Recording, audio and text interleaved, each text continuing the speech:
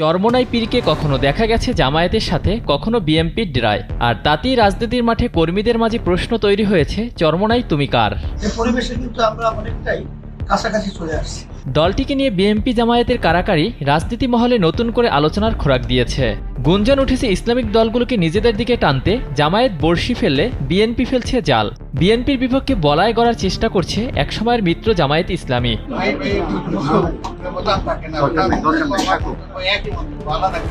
দুনিয়ার সবার সাথে ঐক্য হলেও জামায়াতের সাথে ঐক্য সম্ভব নয় বলেছিলেন ইসলামী আন্দোলন বাংলাদেশের আমির সৈয়দ রেজাউল করিম। রাজনৈতিক মাঠেও দল দুটির অবস্থান ছিল পরস্পর বিরোধী। গোটা দুনিয়া সবাই জামাতের সাথে ঐক্য করলেও চরমনাই তাদের সাথে ঐক্য করবে না।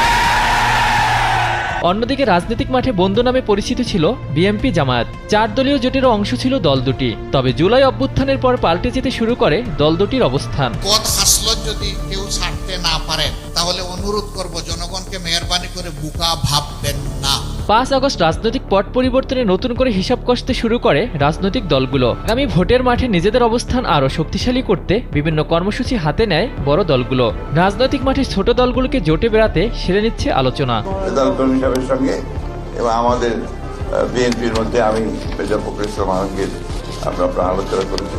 এর ধারাবাহিকতায় রাজনৈতিক মাঠের দাকুম্র সম্পর্কের দূরত্ব ঘোচাতে ফল আর মিষ্টি নিয়ে চরমোনাই পীরের বাড়িতে হাজির হন জামায়াতের আমির ডাক্তার শফিকুর রহমান।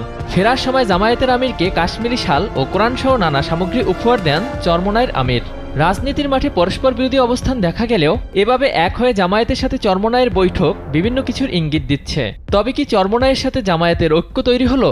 বিএনপির ইদানিং বক্তব্যগুলি মনে হয় যেন তাদের বক্তব্য আসলে সেই আগের বক্তব্য বর্তমান বক্তব্যের মধ্যে কোনো মিল নেই। বৈঠক শেষে ইসলামী আন্দোলন বাংলাদেশের নায়েবে আমির মুফতি রেজাউল করিম গণমাধ্যমকে বলেন, ইসলামের পক্ষে আমরা সবাই যেন এক হতে পারি। 5 আগস্টের পর ইসলামের পক্ষে একটা ক্ষেত্র তৈরি হয়েছে, সেটাকে যদি কাজে লাগাতে না পারি তা হবে আমাদের জন্য দুঃখজনক। চরমোনাই পীর এ সময় আওয়ামী লীগকে উদ্দেশ্য করে বলেন, বিগত দিনে আমাদেরকে ব্যবহার করা হয়েছে, আমরা আর ব্যবহার হতে চাই না, আমরা কারো শিরি হব না। এ সময় ইসলামের পক্ষে শক্তি অর্জন করারও কথা জানান তিনি। সেই ক্ষেত্রে যদি আমরা সময় উপযোগী ইচ্ছালি করতে না পারি তাহলে এটা তো আমাদের জন্য অকল্যাণ এবং দুঃখ। তারা কিন্তু নিজেদের স্বার্থে অনেকাংশে আমাদের ব্যবহার করছে। আমাদের চিন্তাটা হলো যে আমরা কারো শিরি হব না, আমরা পরকাছা হব না, আমরা নিজেরাই ইসলামের পক্ষে একটা শক্তি অর্জন করব। অন্যদিকে ডাক্তার শফিকুর রহমান বলেন, আমরা মূলত ইসলামী দলগুলোর মধ্যে ঐক্য চাই। আমাদের ঐক্যবদ্ধ শক্তি দিয়ে আর কোনো প্রশাসনের নির্বাচন হতে দেব না। তাই যথাযথ সময়ের মধ্যে সংস্কার শেষে ইলেকশন দিতে হবে। আগামী জাতীয় নির্বাচনে ইসলামের পক্ষে একক বাক্স দেওয়ার চেষ্টা করছি। 2 দলের ঐক্যের আভাসও দেন জামায়াতের আমির। আমাদের এই ভালোবাসা আল্লাহ যেন কবুল করেন। সব ক্ষেত্রে যেন একটা বাক্স থাকে। আমাদের এই ভাই পরিষ্কার করে বলেছেন, সুষ্ঠু নির্বাচনের জন্য যে সংস্কার প্রয়োজন সেটা করে তারপরে মন্তব্য করবো কেন? তারা তো ইতিমধ্যে দৃশ্যমান হয়েছে তাদের সেই সমস্ত ষড়যন্ত্র নিয়ে। জামায়াতের সঙ্গে আলোচনার 1 সপ্তাহ যেতে না যেতে ইসলামিক দলটির সাথে বৈঠকে বসে বিএনপি। দলটির মহাসচিব মির্জা ফখরুল ইসলাম আলমগীরের সাথে ঘণ্টাব্যাপী আলোচনা হয় চরমোনাই আমিরের। বৈঠকে আধিপত্য, সম্প্রসারণবাদ ও সাম্রাজ্যবাদ মুক্ত স্বাধীন সার্বভৌম রাষ্ট্র গঠনে 10টি বিষয় একমত হয়েছে 2 দল। আধিপত্যবাদ, সম্প্রসারণবাদ ও সাম্রাজ্যবাদ মুক্ত স্বাধীন সার্বভৌম টেকসই গণতান্ত্রিক কল্যাণমূলক রাষ্ট্র গঠনে জাতীয় ঐক্য গড়ে তোলা, ন্যূনতম প্রয়োজনীয় সংস্কার শেষ করে দ্রুত সময়ের মধ্যে সুষ্ঠু গ্রহণযোগ্য নির্বাচনের ব্যবস্থা করা, আগামীতে যাতে আমেরিকার মতো আর কোনো ফ্যাসিবাদী শক্তি ক্ষমতায় আসতে না পারে সে ব্যাপারে আমরা রাজনৈতিকভাবে ঐক্যবদ্ধ থাকব। ইসলামী শরিয়া বিরোধী কোনো সিদ্ধান্ত নেওয়া হবে না এবং ইসলাম বিরোধী কোনো কথা কেউ বলবে না। বৈঠক শেষে মির্জা ফখরুল বলেন, আজ গুরুত্বপূর্ণ একটি সভা অনুষ্ঠিত হয়েছে ইসলামী আন্দোলন আমির সৈয়দ রেজাউল করিমের সঙ্গে। এই আলোচনায় আমরা মোটামুটি অনেকগুলো বিষয়ের উপর ঐক্যমতে পৌঁছেছি।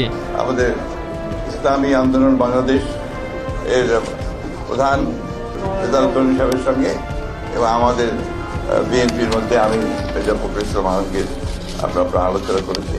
মোটামুটি আলোচনা করে বিষয়গুলো আমরা মোটামুটি ঐক্যমতে পৌঁছে। এদিকে চরমোনাই আমির বলেন, দেশ, মানবতা এবং রাজনীতির ব্যাপারে বিএনপির সাথে আলোচনা হয়েছে। ফখরুল সাহেব যেগুলো উপস্থাপন করেছেন সেটা আমাদেরও কথা।